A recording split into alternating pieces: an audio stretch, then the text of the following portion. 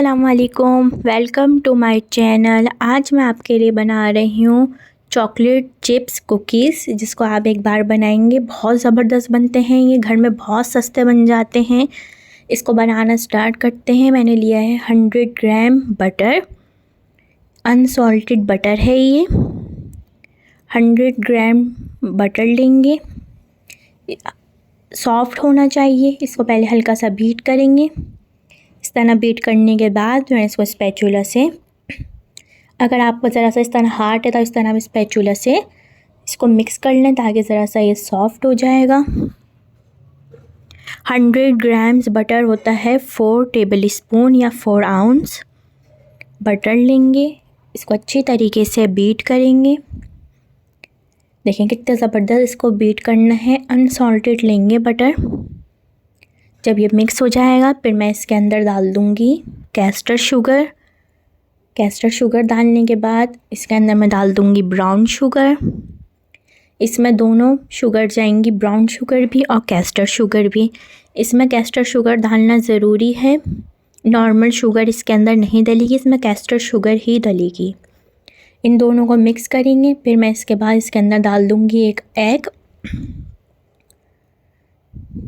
1 egg डाल दूँगी मैं इसके अंदर। देखें अच्छी तरह बीट कर लिया है। मैंने इसके अंदर डाल दिया है 1 एग। वीडियो थोड़ी सी स्किप हो गई है एग डालते हुए, इस वजह से। 1 एग डालने के बाद भी इसको इसी तरह मिक्स करेंगे। फिर स्पैचुला से साइड से मिक्स कर लेंगे। इस तरीके से जब भी आप बेकिंग करें ओवन को पहले से प्रीहीट करते हैं, लेकिन इस वक्त पे हम कुकीज़ में नहीं कर रहे। पहले हम कुकीज़ को हम फ्रिज में रखेंगे या फ्रीज़र में, इसलिए अभी हमने ओवन को प्रीहीट नहीं किया है। वैनिला एसेंस लेंगे 1 टीस्पून। वैनिला एसेंस डालने के बाद इसको अच्छी तरीके से मिक्स करेंगे। फिर इसके अंदर मैं डालूँगी मैदा 1 कप और 1/4 कप। ये मैदा ही है, 1.25 कप हम लेंगे इसके अंदर मैदा। फिर इसके अंदर मैं डालूँगी 2 टेबल स्पून कॉर्नफ्लावर। फिर इसके अंदर हम डालेंगे नमक, 1/4 टीस्पून नमक डालेंगे।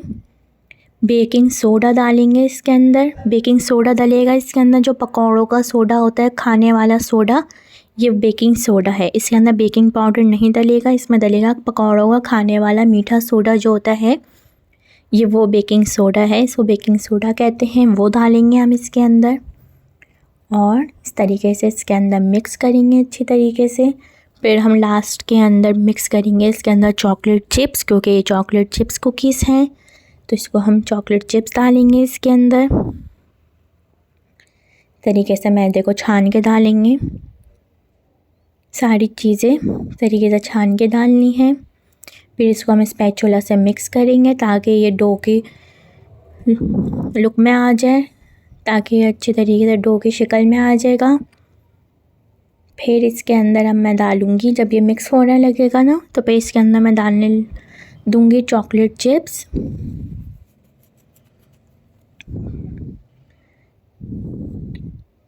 अच्छी तरीके से इसको पहले मिक्स करना है ताकि मैदे के साथ अच्छी तरीके से मिक्स हो जाए।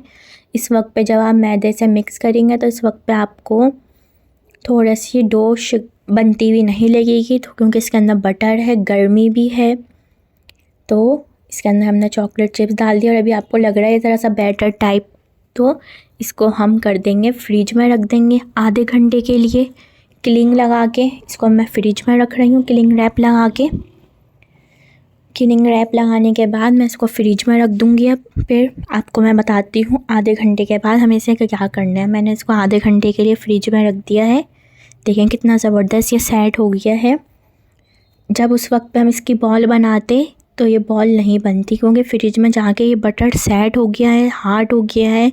देखें कितना ज़बरदस्त ये डो की लुक में आ गया है। तो इसकी हम बॉल बनाएंगे, जितने बड़े भी आपको कुकीज़ बनाने हैं अपने हिसाब से, छोटे बड़े जो भी साइज़ के आप कुकीज़ बनाएंगे। इस तरह हम इसको सिंगल लेयर में रखेंगे कोई भी ट्रे के अंदर, इस तरीके से। इसको आप आधे घंटे फ्रिज में रख देंगे तो बटर सेट हो गया है। देखें कितने ज़बरदस्त ये बॉल बन रही हैं।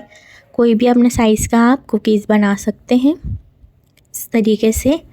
और इसको हम रखेंगे फ्रीज़र में 2 घंटे के लिए, जब तक ये बहुत अच्छे तरीके से जम जाए। इसको आप बना के इस तरीके से फ्रीज़ भी कर सकते हैं। इस तरह बॉल्स बना के जब भी आपको चाहिए आपने निकाला और आपने बेक कर लिया। ये फ्रीज़ भी बहुत अच्छे हो जाते हैं कुकीज़। इस तरह बॉल बना के मैं इसको क्लिंग रैप करके फ्रीज़र में रख दूँगी 2 घंटे के लिए, ताकि बहुत अच्छे तरीके से ये बॉल जम जाए, हार्ड हो जाए। फिर हम इसको बेक करेंगे ओवन में। देखिए हम ये रेडी हो गया। मैं इसको क्लिंग रैप करके फ्रीज़र में रख रही हूँ 2 घंटे के लिए। अब 2 घंटे के बाद मैं इसको निकालूँगी।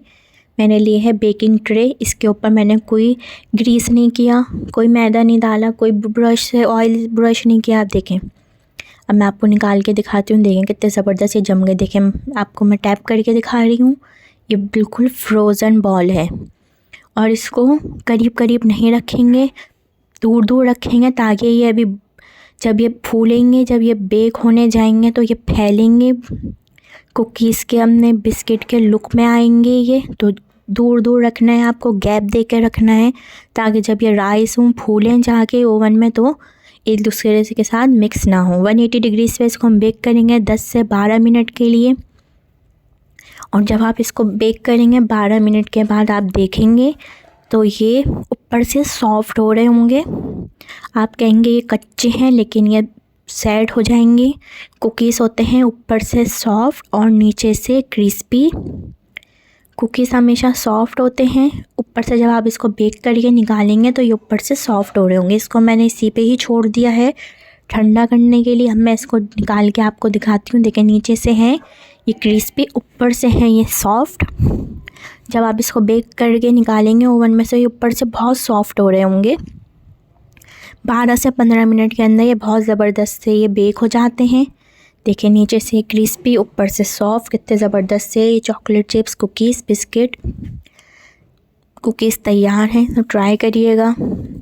12 से 15 मिनट में ये बेक हो जाएंगे। आप अपने ओवन के हिसाब से इसको बेक करिएगा, ट्राई करिएगा। इसको फ्रीज़ भी कर सकते हैं। बहुत ज़बरदस्त फ्रोज़न ही बॉल करके इसको बेक करना है। ट्राई करें, रेसिपी को शेयर करें, सब्सक्राइब करें चैनल को, बेल आइकन पे क्लिक करें और मुझे बताएं आपको रेसिपी कैसी लगी।